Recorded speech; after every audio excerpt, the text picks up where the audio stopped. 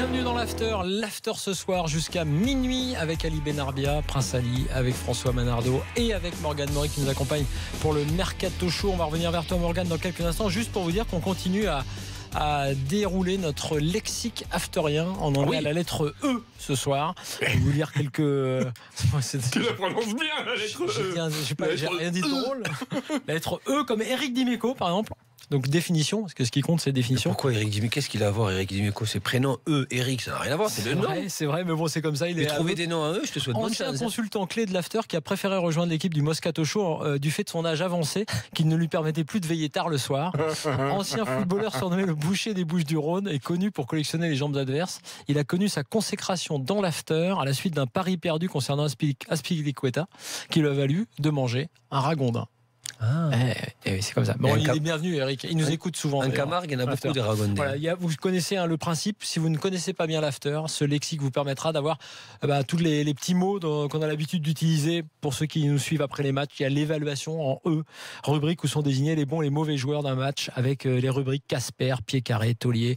Voilà. C'est Alexandre qui a le compte AfterFoot Expat sur Twitter et qui nous suit depuis longtemps et avec d'autres tweetos qui ont réalisé ce lexique afterien. La suite du Mercato Show avec Morgane. Morgane, on parlait de l'OM. Doria, on a des nouvelles le concernant. Oui, on a des nouvelles puisqu'il a peu joué cette saison à l'Olympique de Marseille. Non, allez, 14 titularisations à l'OM et c'est le journal Record qui en parle.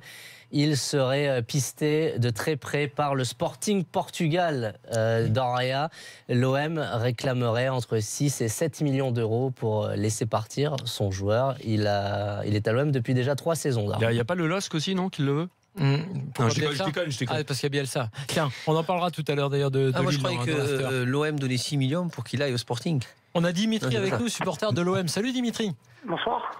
Salut Dimitri. Les supporters de l'OM n'arrêtent pas sur les comptes Twitter de l'After et les autres pour dire ils veulent des recrues, ils veulent des infos. Alors on vous en donne. T'as eu Gomis et maintenant Doria qui s'en va. Je pense pas que ce soit un crève-cœur. Oh non, au contraire, je veux bien l'amener jusqu'à Lisbonne, il n'y a pas de problème. Jusqu'à Marignane. Carrément jusqu'à Lisbonne. Je l'amène jusqu'à Lisbonne, il n'y a pas de souci. Sauf qu'il n'a pas dit qu'il le mettait dans le coffre. Un bateau. Mais attends, il est sympa. Mais attends, et Ricky, t'en fais quoi là? Tu le mets dans une catapulte? Franchement, je le donne au premier mangeant quand je vais sur le Vieux-Port. Bon d'accord. Et Rolando? Ah, pas pareil. Rolando, franchement, je pense que c'est celui qui a rendu le plus de services cette saison en défense sur les 3. Donc, Rolando, je le verrais bien en période Big G's avec un pantalon pas de def. Mais bon, que si tu l'habilles comme ça, tu le fais danser, je pense qu'il peut être énorme. En venant de Lisbonne, je m'arrête quand même à Bilbao pour essayer de prendre Émeric Laporte. Ah, il faut des sous. Bonne idée. Ouais, très bonne idée. Bonne idée, mais je suis. Beaucoup de sous. C'est pas dans les nourritures. J'en fais pas un défenseur top, moi, Laporte. Ah, c'est un bon. Non, moi. C'est un bon. J'en fais pas une défense. C'est logique que Laporte joue en charnière. Il est meilleur que Doria, ça c'est sûr. Ça, je pense. Et Dimitri, tiens, dis-nous un peu ce que tu penses de ce début de mercato de Marseille, parce que c'est vrai que on attend beaucoup. Pour l'instant, on reste un petit peu sur notre fin. Alors évidemment, le mercato a commencé le 9 juin. On est le 10. Il y a pas de drame. Mais je crois qu'il y a Lassana Diarra qui va revenir. Oui, on le voit dans les images. Ça fait drôle. Je pense que pour l'instant c'est assez discret. Ils travaillent dans l'ombre, ils analysent beaucoup. Je pense qu'il ne faut pas non plus trop se précipiter parce que c'est quand même jusqu'au 31 août, donc on a encore un peu de temps. Ensuite, il faut voir par rapport aux joueurs qui sont déjà là, faire le tri un peu, de voir qui va partir. Parce que empiler les joueurs, au bout d'un moment, ça ne va pas le faire, surtout devant avec Bounassar, Thauvin, Cabella, Payet, etc. Et moi, par contre, c'était sur le cas Gomis que je voulais réagir. Vas-y. Moi, au début, j'étais pour que Gomis reste à l'OM, qu'on le prenne vraiment. Sauf qu'il n'y a pas longtemps, j'ai appris que Chelsea bradait Diego Costa à 30 millions et je pense que les gros coups à faire, c'est McCourt, il faut qu'il aligne les millions, il faut qu'il sorte les billets et qu'il prenne Diego Costa. Un mec comme lui, avec la hargne qu'il a, franchement, il va vraiment plaire au public. C'est vrai que ça collerait avec l'OM. Ouais, mais attends, t'as des sous, Dimitri? Dimitro, il y a un trou dans le compte, 30 millions d'euros plus le salaire de Diego Costa. Le salaire, et je ne sais pas si c'est en brut, parce que même si Mancourt est américain, les salaires en France, c'est en brut. Tu sais que ça peut remonter à combien là? C'est du énorme. Comparé à Gomis, à combien tu peux l'avoir? C'est-à-dire tu peux l'avoir pour pratiquement rien du tout à Gomis. À mon avis, il faut le cambrioler dès que tu l'as fait venir, Diego Costa, pour récupérer une partie de ta vie. Loue-lui la maison avant. Je suis d'accord que bon, au niveau de salaire, ça va être cher. Mais voilà, l'OM veut faire un gros coup, veut frapper un. Mais il a raison. S'ils veulent vraiment frapper un gros coup, à un moment donné, il faut faire un gros coup. Mais il faut frapper. Si c'est pour ramener un joueur de Je vais Ligue te 1. répondre, tu ne pourras pas récupérer un joueur comme Diego Costa en Ligue 1. PSG n'a pas pu récupérer des joueurs dans ce style-là qui va être demandé sûrement Diego Costa en Ligue 1. PSG pourrait. Ali, à 99%, on est tous d'accord avec toi. Maintenant, quand tu allonges beaucoup de caillasses, quand tu mets l'oseille, dans le foot, tu peux tout voir. Mais, je le dis encore une fois, on est d'accord, à 99%, Costa, pour le voir arriver à l'Olympique de Marseille, titulaire à l'équipe nationale d'Espagne, faut... On remercie Dimitri Autre chose qui que était les avec sous nous. C'est une bonne- aussi, hein. En tout cas, c'est vraiment, je pense que c'est Drôle de l'idée. projet. Non, mais l'idée d'avoir quand même une recrue forte et phare et de ne pas rester 30 sur les millions d'euros recrues ils disent pour habituelles. Costa. Ouais, non, mais après, il y a le salaire. Il y a le salaire, surtout. attends. La suite Bah, la Chine, lui. du mercato avec Saint-Etienne. On va en parler tout à l'heure dans l'after avec nos influenceurs qui seront avec nous pour parler du club et des Verts. Ça y est, peut-être qu'on a le nom du futur entraîneur des Verts. Peut-être. Il a un prénom de statuette et un nom de sergent dans Zorro. Oscar Garcia, entraîneur espagnol du Red Bull Salzbourg, qui est francophone. Ça se dirige vers lui, les pistes de Saint-Etienne. On avait parlé un temps de Patrick Vieira, entraîneur à New York, mais incompatibilité de timing entre Patrick Vieira et l'AS Saint-Etienne. Il a voulu rester un an de plus. Il avait annoncé qu'il resterait un an de plus avec New York. Il est impossible, dans ce cas-là, d'être à Saint-Etienne pour la reprise. Oscar Garcia, 44 ans, francophone, je vous l'ai dit, vers un contrat de 2 ans pour lui.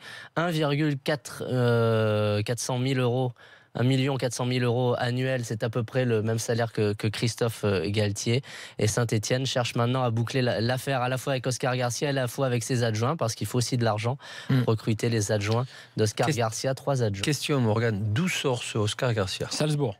Non, ça je sais, mais d'où il sort? Il est passé par les équipes de jeunes du FC Barcelone. Il a joué en pro également à Barcelone, une 60aine de matchs. Espagnol. Il vient du Red Bull, c'est ça? Red Bull Salzbourg, deux fois champion d'Autriche. On pose la question à Gérard. On en parlera tout à l'heure. Espagnol. Ouais. Espagnol. On en parlera tout à l'heure d'ailleurs parce que ce choix-là, il est important. On en parlera avec les influenceurs des Verts. Si c'est lui, c'est un choix de jeu aussi. C'est un choix de. Là, on est un peu dans la filière des Favre, des entraîneurs comme ça qui viennent en Ligue 1. Ce serait marrant qu'il débarque à Saint-Etienne parce que c'est Gérard Rouillet qui est le grand ordonnateur de le développement de la filière foot du groupe Red Bull. Et il a été conseiller de l'Olympique lyonnais. Mais est-ce que Gérard Rouillet reste tout le temps ou c'est fini? Ah, ça, on sait. Je crois qu'il est encore dans le coup. S'il nous écoute, il peut nous le préciser. Il est dans plusieurs coups, quoi. C'est ce que je veux dire. Il y a New York et Salzbourg au niveau des clubs. Leipzig, merci. Et puis après, il y a le Brésil et l'Afrique aussi pour la formation. Bordeaux, qui a trouvé un accord avec le Danois Lucas Lerager. Je ne sais pas si on dit comme ça. Les clubs étaient d'accord. Maintenant, le club est d'accord avec le joueur Lucas Lerager, un milieu de terrain qui évolue à Zulte Waregem en Belgique, a remporté la Coupe de Belgique. Il ne reste plus que signer les documents, la visite médicale, et il devrait être présenté lundi au château du Haillan en Gironde. On parle d'un transfert aux alentours de 3,5 millions d'euros. C'est un garçon qui intéressait déjà Jocelyn Gourvenec il y a quelques mois, mais l'affaire n'avait pas pu se boucler. À l'hiver dernier, c'est un garçon qui a 23 ans, milieu relayeur et une sélection en équipe du Danemark. Très bien, le Stade Rennais, on va parler. Le Danemark a gagné d'ailleurs ce soir. C'est bizarre parce qu'au milieu, il y a du monde. Est-ce que c'était les postes qu'ils recherchaient au milieu terrain relayeur? Milieu relayeur. Ils ont beaucoup de joueurs au milieu, même un milieu offensif. Ils vont peut-être, tu vois, c'est un jeune joueur. Donc, oui, non, je sais, mais d'empiler des jeunes joueurs, est-ce que ça va t'aider? Je pense pas. Le Stade Rennais qui met la vitesse, qui passe la vitesse supérieure. Avec 2 jeunes joueurs, 2 latéraux, Amari Traoré de Reims, latéral droit, 25 ans, international malien, qui a déjà joué en Ligue 1, qui était à Reims cette saison en Ligue 2, et un garçon dont on a beaucoup entendu parler cette saison, qui vient de Nancy, Fetou Mawassa, 18 ans, international jeune avec les équipes de France, qui peut jouer latéral gauche ou ailier gauche, 18 ans, 3 buts et 3 passes décisives cette année en Ligue 1. Et moi j'aurais plutôt vu Fetou Mawassa dans le chaudron à Saint-Etienne, mais bon. Le Fetou dans le chaudron. Je pense que le plus gros problème de Rennes, c'est là par contre, c'est de faire du nettoyage beaucoup plus répété. Mais cela dit, les joueurs, ils vont pas partir comme ça. Entre guillemets, par rapport à l'idée, ça ressemble un peu à ce que fait Angers. 2 bonnes idées par rapport à des joueurs qui sont certes Ligue 2 ou bas de classement Ligue 1, mais. Mais t'es Rennes, t'es pas Angers, t'as pas le même budget. Hein. Zlatan, tiens, on va en parler tout à l'heure avec Philippe Auclair aussi, parce que Zlatan ne sera pas prolongé. Donc maintenant, on veut savoir ce que va devenir Zlatan. La destination privilégiée pour lui, c'est le Los Angeles Galaxy. dit, donc la MLS à partir de l'année prochaine, 2018, le temps qu'il se soigne et qu'il y ait une nouvelle saison de Major League Soccer. Mais en Europe, on s'active et les Italiens, Tuttosport, le journal Tuttosport, évoque un possible retour à l'AC Milan, club dans lequel il a évolué 2 saisons avant de venir au Paris Saint-Germain. Fabio Capello, lui, irait en Chine. Oui, il reprend du service, l'ancien entraîneur. Il lâche rien, celui-là. Je vous donne le club, le Jiangsu Suning pour Fabio Capello. Et très rapidement, Nzondi, on avait parlé d'Nzondi un peu partout. Alors la Juve, carrément. Joueur du FC Séville, Steven Nzondi, 28 ans, milieu de terrain, qui joue au FC Séville, Tuttosport là aussi qui relate des négociations entre le club du FC Séville et la Juventus Turin.